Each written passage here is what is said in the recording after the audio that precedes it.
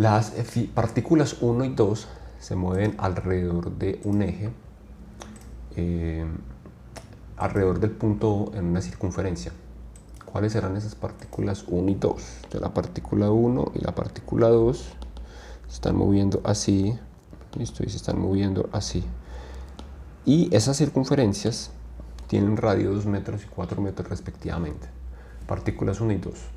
Luego siguen las partículas 3 y 4, que están viajando en una línea recta a una distancia perpendicular de 4 metros y a una distancia perpendicular de 2 metros respecto al punto O. Se están moviendo en una línea recta ambas partículas. Por último, la partícula 5 se mueve alejándose del punto O en la misma dirección del punto O. Pues el punto O está contenido en la dirección de la partícula 5. Todas tienen la misma masa y todas tienen la misma rapidez constante. Me hacen dos preguntas. Ordena las partículas de acuerdo a la magnitud de su momento angular alrededor del punto O, del más grande al más pequeño, y ve cuáles partículas tienen momento angular negativo alrededor del punto O. Entonces, primera observación que usted ve en este ejercicio, en esta situación, están definiendo el momento angular para partículas y no todas están rotando. Lo que les decía al principio, en la definición del momento angular para una partícula no hay una obligación de que la partícula rote. No hay una razón para la que la partícula rote por el hecho de estar, por el hecho de poder calcular el momento angular. Listo. Ahora, vamos a aplicar la definición en cada caso. Yo sé que la definición de la magnitud del momento angular es igual a, bueno, la definición del momento angular para una partícula es R cruz P, y la magnitud es igual a la magnitud de R por la masa, por la velocidad, que es la magnitud del momento, por el seno del ángulo, entre el vector de momentum y entre el vector de posición. ¿Cuál será el vector para la primera partícula? Entonces usted dice, este es el vector de posición R1, este es el vector de posición R2, este es el vector, si la partícula pasara en este punto, por ejemplo, este sería el vector de posición R3, y este sería el vector de posición R4. Listo. Cada uno de esos vectores me da la magnitud. Yo sé que el vector de posición R1 es 4 metros y R2 es 2 metros. Entonces, ¿y el ángulo entre ellos cuál será? Usted dice el ángulo entre uno y otro. 90 grados, 90 grados, 90 grados y 90 grados, salvo en este caso que están alineados en la partícula 5. Entonces vamos a empezar a decir, ¿quién es el E1? El E1 será la magnitud de R1, 4 metros, simplemente voy a poner el 4, la ecuación es dimensionalmente consistente, entonces no tengo que preocuparme. Seno de 90 es 1, entonces me queda simplemente así, 4mb. ¿Cierto? L2, ¿cuál es R2? La magnitud, 2 metros, o sea que aquí voy a poner 2. La masa es la misma, la velocidad es la misma, mb. L3, L3 veamos acá, es este aquí, tiene una magnitud de 4, entonces igual es 4mb. Y L4 tiene una magnitud de 2, porque es este chiquito acá, entonces tiene 2mb. Listo. Y L5 es un caso particular porque el ángulo entre el vector de momentum y el vector de... Aquí me está mostrando vectores de velocidad. Sí, todos son vectores de velocidad, pero usted sabe que el vector de momentum va en la misma dirección. Simplemente multiplicar la masa por la velocidad del... pues en términos geométricos. En este caso L5, el vector de momentum 5, va en la misma dirección del vector de posición. Como va en la misma dirección del vector de posición, entonces el ángulo es 0. Son paralelos entre sí. Por lo tanto, este L5 es 0. De ese resultado usted puede ver, hay momentum angular para partículas que son iguales. Por ejemplo, este acá y este acá.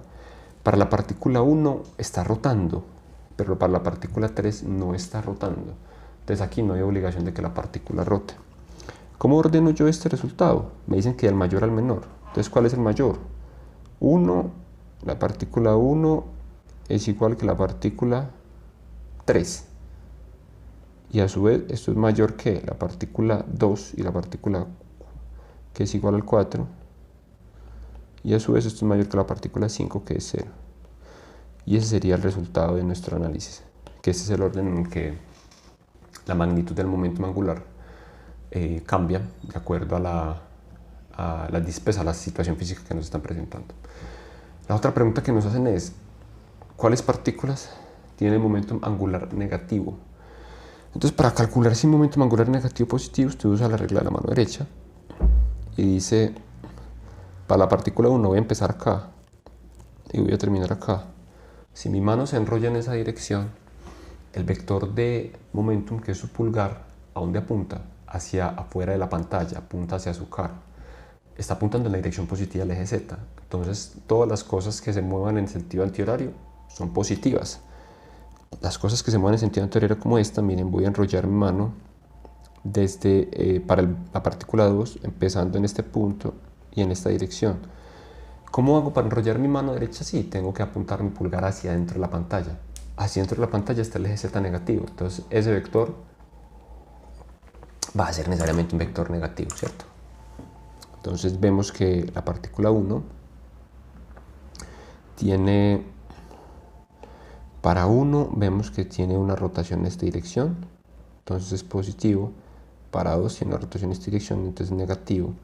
Para la partícula 3, hagamos un análisis, empiezo en el vector de posición, o sea así, sentido horario, también negativo.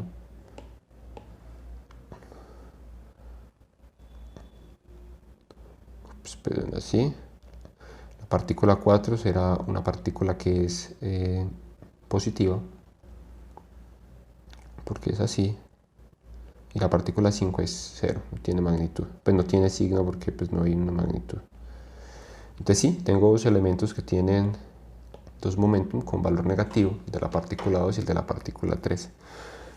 Listo. Bueno, primer ejercicio. En el siguiente ejercicio veamos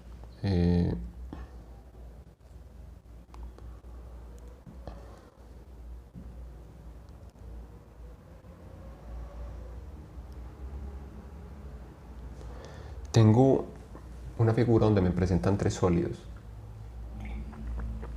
un disco, un aro y una esfera sólida que están haciendo rotar alrededor de un eje central fijo por medio de una cuerda que está enrollada a cada sólido y que la desenrollan para producir esa fuerza tangencial constante F en los tres objetos.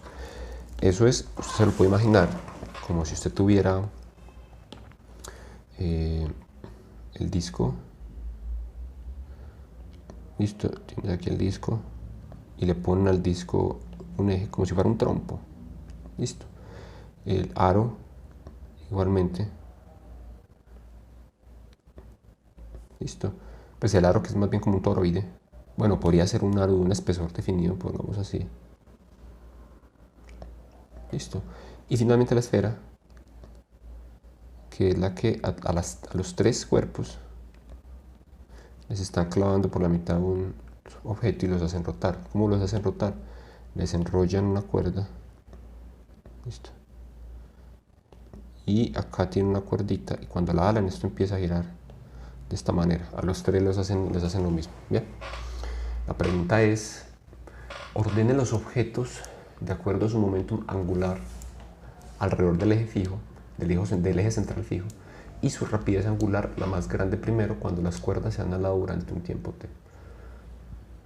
La primera pregunta, bueno, necesitamos recordar el detalle que aparece allí, que es que los tres objetos tienen la misma masa y el mismo radio y están al principio estacionarios, o sea, los tres parten del reposo. ¿Cuál cree usted que sería el objeto que tenga el mayor momentum angular alrededor del eje central fijo? Para responder esa pregunta, yo estoy seguro que cuando uno piensa en esto, lo primero que hace es fijarse en la forma. Entonces uno dice, la esfera es más grande, la esfera debe tener más momentum angular, el aro es más pequeño, el aro debe tener menos momentum angular. No, es mentira. ¿Por qué razón? Porque usted tiene que fijarse cuál es el sistema de interés. En los otros ejercicios que hemos visto, ¿cómo de antemano sabe usted cuánto momentum angular tiene? Porque usted le dicen, la rueda está girando de una cierta forma y entonces usted analiza el movimiento de la rueda cuando la persona se sienta en la silla. En este caso, se le están diciendo, el cuerpo está en reposo, no tiene momentum angular porque está en reposo. Si algo está en reposo, no tiene momentum angular. ¿Qué es lo que hace que el cuerpo tenga momentum angular? Una transferencia de momentum. ¿Cómo transfiero momentum? Mediante un torque. El torque es intensidad de corriente de momentum angular. Entre más torque tenga, más momentum angular le doy al cuerpo. La pregunta es, ¿estoy aplicando el mismo torque a los tres cuerpos, sí o no? Entonces, primero, para resolver la parte A, vamos a pensar cuál es nuestro sistema. Y el análisis del sistema nos va a dar la respuesta inmediatamente, y es, si yo encierro en esta línea de trazos el disco, o el aro, o la esfera, y yo me pregunto cuál es la razón por la que el disco o el aro o la esfera comienza a moverse, entonces yo llego a la conclusión de que es porque hay algo externo que le está proporcionando esa capacidad. Hay una transferencia de corriente de momentum angular para los tres. Entonces, ¿mi sistema es aislado? No, es un sistema donde hay transferencia. Si tengo una transferencia en el sistema, porque tengo una fuerza que está actuando, que es la que hace rotar el cuerpo, entonces necesariamente debo escribir mi ecuación de balance introduciendo el torque. Cambio en el torque, pues en la intensidad de corriente de momentum, torque va a verse representada en la tasa de cambio del momentum angular en el cuerpo. Si antes tenía cero momentum angular y el torque es lo que hace que tenga momentum angular, y aplico el mismo torque, entonces si yo aplico el mismo torque en todos los casos, ¿cuál creen ustedes que sea el resultante en el momentum angular? Igual, no puede ser distinto. Entonces, en todos los tres casos yo voy a cargar el cuerpo con la misma cantidad de momentum angular, porque los mismos cuerpos los estoy sometiendo a la misma cantidad de corriente. ¿Cómo se compara eso con otra situación? Piensa en un vaso de agua, la cantidad de agua que contiene un vaso de agua, ¿cierto? Como el que tengo acá. Esa cantidad de agua yo la puedo poner en un platón, la puedo poner en una piscina, la puedo poner en otro vaso. La pregunta que me están haciendo es la cantidad de sustancia, en este caso momento angular, en el caso del vaso de agua, la cantidad de agua es la misma, independiente de donde usted lo ponga, en una piscina, en un platón o en otro vaso, es la misma cantidad de agua, no va a cambiar. ¿Qué es lo que hace que la cantidad exista ya? Que usted la agrega del vaso y se la echa a la piscina, se la echa a otro vaso, se la echa al platón. Entonces, no hay razón para que un cuerpo sea distinto al otro. O sea, la geometría es distinta, pero la cantidad de momentum que tiene es igual. Listo, todos los tres tienen momento. La siguiente pregunta, que es la pregunta B, se refiere a ¿cuál es la rapidez angular? ¿Cuál tiene mayor rapidez angular y cuál tiene menos rapidez angular? Bueno, entonces aquí sí entra un término importante, y es que yo tengo que recordar ¿cuál es la definición de momentum angular? De la magnitud. Es la inercia rotacional por la rapidez angular. Si la cantidad que yo tengo en los tres cuerpos es igual, si para la esfera, para el disco y para el aro tengo la misma L, pero la distribución de la masa es diferente, entonces obviamente tiene que cambiar la rapidez angular. ¿Cómo así que la distribución de la masa es diferente? Entonces vamos a ver la inercia. Si nosotros clasificamos la inercia rotacional, ¿cuál es el que tiene más tendencia a rotar? ¿Cuál es el que es más fácil rotar de los tres? ¿El disco, el aro o la esfera?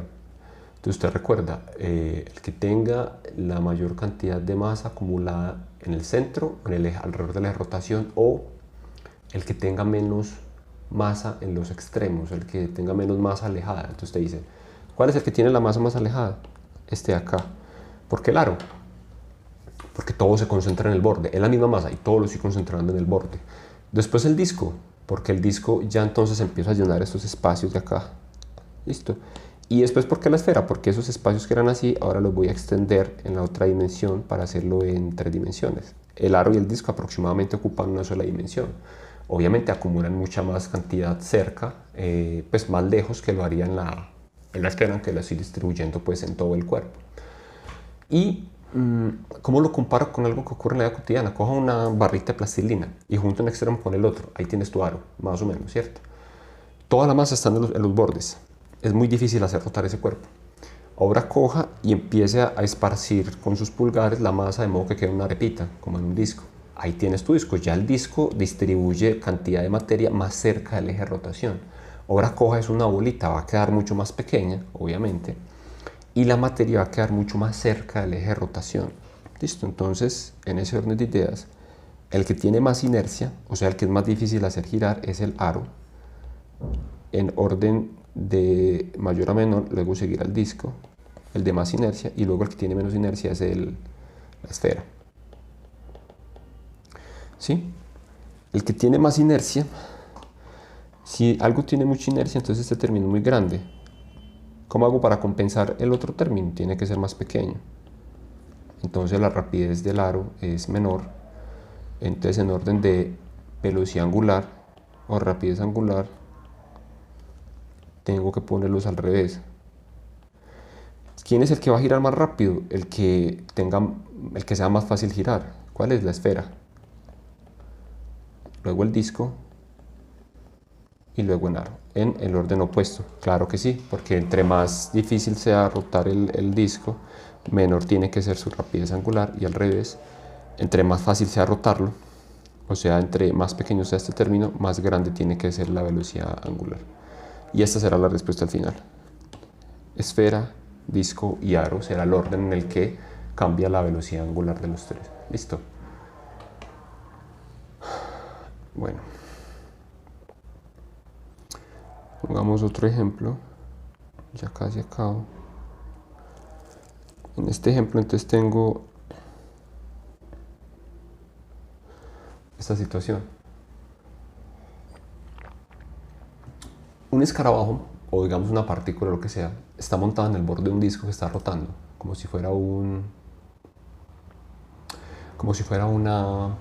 carrusel. El escarabajo se empieza a mover hacia el centro del disco, hacia el eje de rotación. Me preguntan la magnitud de las siguientes cantidades físicas: incrementa, disminuye o permanece igual. Inercia rotacional del sistema disco-escarabajo, momentum angular del sistema, rapidez angular del sistema. Entonces, para entender esto, vamos a dibujar nuestro disco.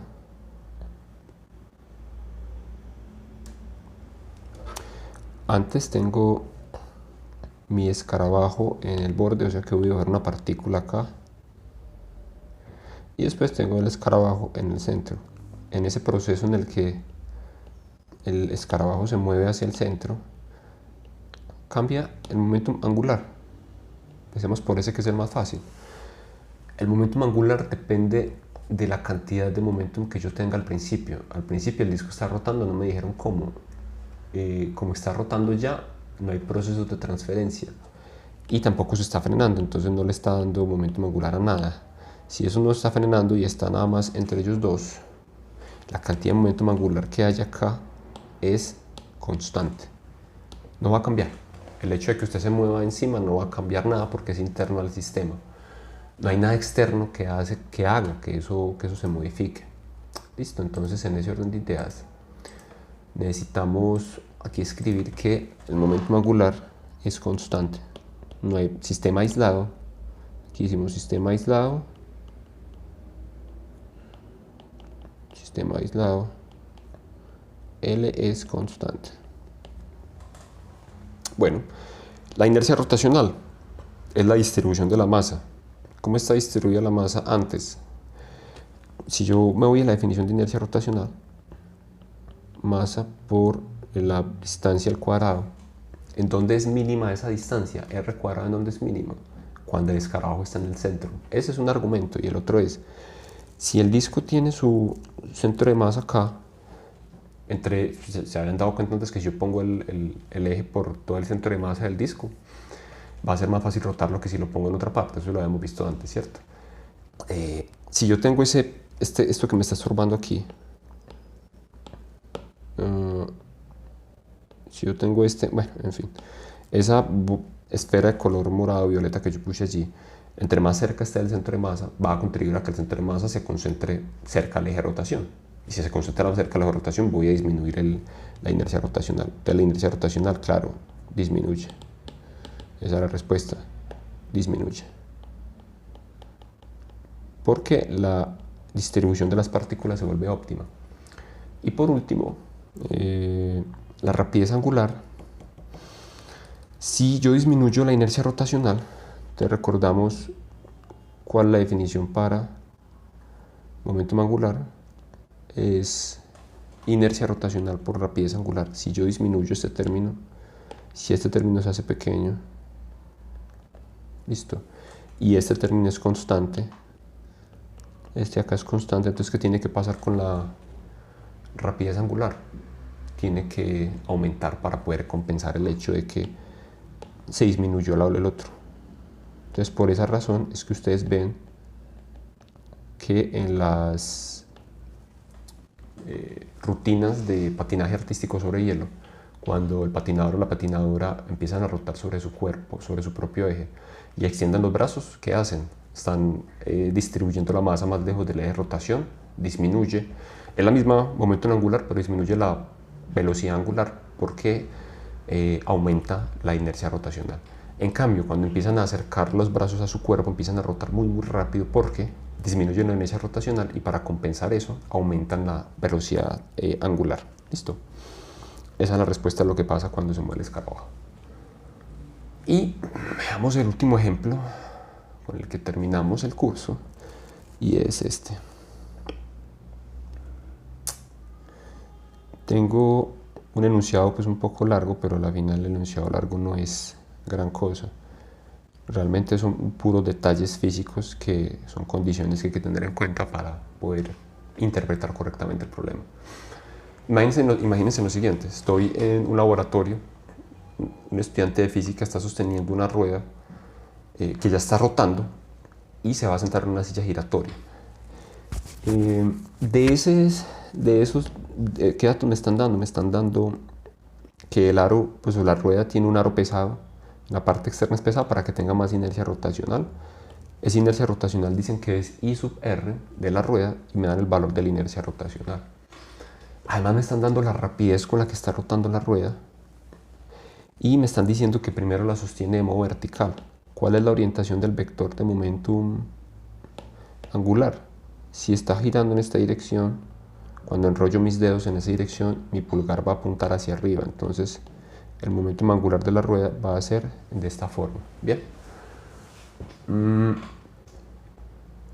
A continuación me dice que el estudiante invierte el sentido, pues, o sea, invierte el eje. O sea que antes la rueda que estaba puesta hacia arriba se va a quedar hacia abajo. Esta rueda, vamos a aplicar esto, que antes estaba hacia arriba, va a quedar invertida. Bien, ungroup y ungroup. Estaba primero así y luego va a quedar así. Primero está apuntando hacia arriba con momentum LR de la rueda y después va a quedar apuntando hacia abajo con menos momentum LR de la rueda. Bien. Mientras cuando el estudiante gira la rueda tiene que ocurrir algo porque cambiamos de dirección. Esos sistemas son sensibles a la dirección que tenga. ¿Es un sistema aislado o no es un sistema aislado? Entonces vamos a dibujar la Tierra y vamos a ver si es un sistema aislado o no. Entonces si está nuestra Tierra, yo voy a dibujarla más grande que el muñequito, que nuestro estudiante. Entonces, listo. Cuando el estudiante empieza a rotar, o digamos usted se sienta en una silla giratoria y usted trata de girarse usted mismo, usted no es capaz de hacerlo a menos que alguien empiece a rotar, o al menos que alguien empiece a girar, o al menos que usted apoye sus pies sobre la tierra y con un pie se empuje. ¿Por qué razón? Porque respecto a este sistema, a la tierra sobre la que estamos parados, en esta dirección, resulta y acontece que este estudiante aquí está apoyado así, ¿cierto? Pero este está apoyado en un ¿cómo se llama? Rodamiento. Los rodamientos, listo, son elementos que únicamente me permiten guardar o impiden que en esa dirección se transfiera el movimiento, porque yo no puedo hacer rotarlo en esa dirección. Es como si yo aquí tuviera abierto, como si yo hubiera abierto aquí el circuito y entonces estuviera de alguna manera flotando con respecto al momentum angular a la persona, como si lo tuviera aislado y no tuviera contacto con la Tierra. Si eso ocurre de esa forma, entonces borramos nuestra tierra. Si eso ocurre de esa manera, tenemos un sistema aislado. ¿Qué pasa con un sistema aislado? Se conserva el momentum, y el momentum se conserva en el eje Z. Sistema aislado. Si primero tengo moviendo mi vector de, vamos a hacerlo aquí, el balance. En un sistema aislado yo puedo hacer un balance. O sea, puedo comparar lo que ocurre antes, que tiene que ser igual a lo que ocurre después. ¿Por qué? Porque está aislado. Porque está aislado, porque con la Tierra no puedo interactuar por la manera como está puesto de la silla. Si fuera de otra forma, sí tendría problemas, entonces tendría que pensar cómo cambio. Antes, ¿cuál era el momentum que yo tenía? El momentum de la rueda. Después, tiene la magnitud que ser igual. Listo, la magnitud tiene que ser igual. Pues usted me dice, venga, pero es que si el momentum está al revés, entonces aquí me va a quedar menos LR, ¿cierto? Entonces, ¿de dónde sale la capacidad de la rueda? Perdón, esperen, aquí me equivoqué en algo. En un principio la rueda se está moviendo en esta forma, ¿cierto? Por lo tanto, su momentum sí es hacia arriba. Y luego el momentum es hacia abajo, porque él invierte el sentido de giro y entonces la rueda empieza a moverse hacia acá, si es correcto. ¿A dónde se fue el momentum positivo?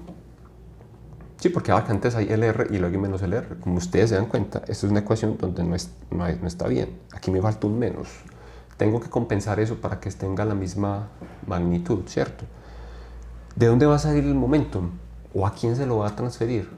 A la persona y a la silla. Entonces usted puede verificar que en efecto, cuando usted invierte el eje, y la persona va a empezar a rotar en la dirección opuesta. ¿Con cuál magnitud? Eso es lo que nos están pidiendo. Dicen con qué rapidez angular y en qué dirección rota el sistema estudiante-silla después de la inversión. O sea que acá tiene que haber un término adicional que me compense. En el problema me están diciendo que el sistema estudiante-silla lo denotamos con la letra B, me da la inercia rotacional de todo el sistema estudiante-silla. O sea que acá me están diciendo, tengo que sumar la magnitud de como el estudiante y la silla empezar a moverse, entonces van a tener un momentum. El momentum que ganan ellos es porque lo perdió. El momentum que ganaron ellos fue porque lo perdió. El momentum que ganaron estos fue porque lo perdió la rueda. Pues ustedes me dicen, pero es que la rueda está rotando. Y yo, sí, la rueda está rotando, pero ahora está rotando en una dirección con respecto al momento inicial diferente. O sea que es como si yo lanzara un objeto en modo lineal y ahora el objeto se está devolviendo. El objeto se está moviendo, claro, pero ya se está moviendo en una dirección diferente y ya habíamos visto qué implicaciones tenía eso. En términos vectoriales, lo que quiere decir es esto. Si antes tienes un vector que apunta en esta dirección, no, pongámoslo mejor así. Si antes tienes un vector que apunta así, LR, y luego ese vector apunta hacia abajo, LR, ¿cierto? ¿Cómo hace usted vectorialmente para que le dé la misma magnitud del vector al principio y al final? Porque le pones aquí un vector así de largo, que no es nada más y nada menos que LB. Listo. O sea, que si usted suma estos dos, como puede darse cuenta, quítele este pedazo a este vector y este pedazo acá es igual al otro pedazo de vector que tiene a la izquierda, y con eso nos queda completa nuestra ecuación. De hecho, acá vamos a ver que la inercia rotacional es el doble. Resuelve esta ecuación. Al lado izquierdo le queda 2 veces la inercia rotación de la rueda y al lado derecho le queda la inercia rotacional del sistema persona-silla. ¿Sí? Usted tiene una inercia rotacional que es el doble de la que tenía la rueda. Si escribimos esto dos veces, ¿qué es la inercia rotacional? El momento angular de la rueda, inercia rotacional de la rueda, por la rapidez angular de la rueda. Y esto es igual a la inercia rotacional del sistema persona-silla por la velocidad angular del sistema persona-silla. Me están preguntando por la velocidad angular de la persona y la silla, o sea que voy a despejar este término de acá. Y esto me va a quedar 2 I sub r, omega r. Simplemente paso a dividir este acá y aquí tienes tu respuesta.